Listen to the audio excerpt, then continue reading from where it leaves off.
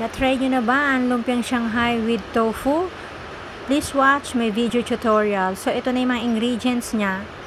Carrots, garlic, onion, pepper, and yung pinaka-importante, Argentina giniling.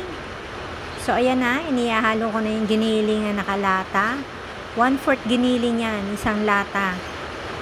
So, ayan na, mix natin lahat. Then, add tofu. So, yung tofu, isa-isa ko yung minamash. Kailangan durog na durog. Mas maganda kasi durog na durog para pag minix mo siya sa giniling, pare-pareho silang pino ang size. So, ayan, mamash mo lahat yung tatlong tofu. Then, dinagdagan ko rin ng Ajinomoto, pampalasa, pandagdag sarap. So, i-mix na natin lahat.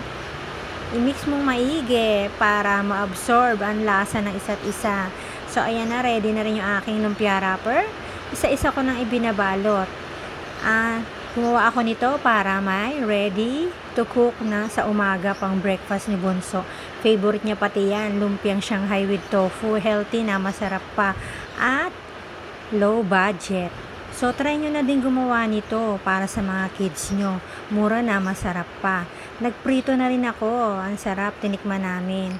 So, guys, thank you for watching. God bless us all. Eat well.